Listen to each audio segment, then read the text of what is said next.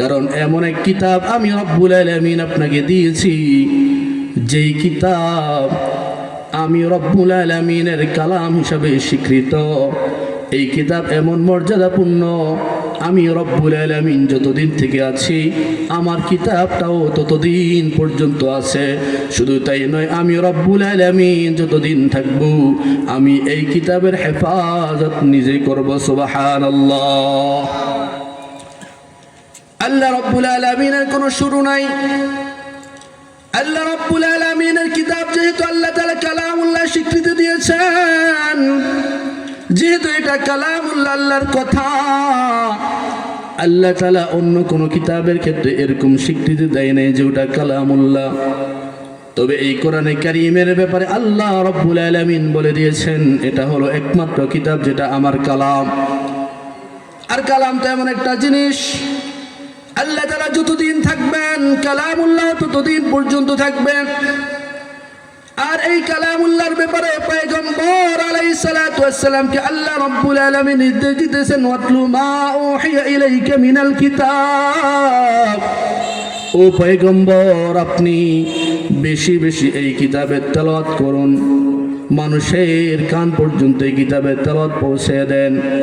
কারণ কালামুল্লাহ শরীফ এমন কিতাব, যেই কিতাবটা যেভাবে যে কেউ শুনুক না কেন তার দিলের মধ্যে আল্লাহ রব্বুল আলামিন কেমন যেন একটা ঈমানি জালজালা তৈরি করে দেয়।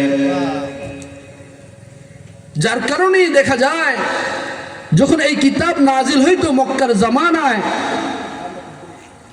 মক্কার বড় বড় কাফের মুশরিকরা অন্যান্য ছোটদেরকে নিষেধ করতো, তোমরা কেউ এই কোরআনের তেলাওয়াত শুনো না।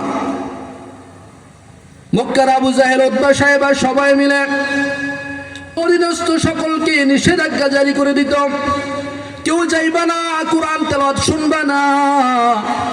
কারণ মুহাম্মদ সাল্লাল্লাহু আলাইহি ওয়াসাল্লাম এমন ভাবে কিতাব তেলাওয়াত করেন কেমন যেন ওনার জবান থেকে নূর টপকাইয়া পড়তে থাকে। আল্লাহু আকবার। শুধু তাই না, এই কিতাব মুহাম্মদ সাল্লাল্লাহু আলাইহি ওয়াসাল্লামের জবান থেকে যেই শুনে, যেইভাবে শুনে, তার দিলের মধ্যে কেমন যেন আসর পড়তে থাকে। একটা পর্যায়ে লোকটা মুসলমান হয়ে যায়, আর যখন মুসলমান হয়ে যায় একে একে মুসলমানের দল আল্লাহ তাআলা ভারী করে দেয়। মুসলমানের দল ভারী হওয়া এটা আবু জাহেল সহ্য করতে পারে নাই, যার কারণে কিতাব আল্লাহ তাআলার কালামুল্লাহ তেলাওয়াত পদে পদে খালি বাধাগ্রস্ত করে যেন তেলাওয়াত করতে না পারে।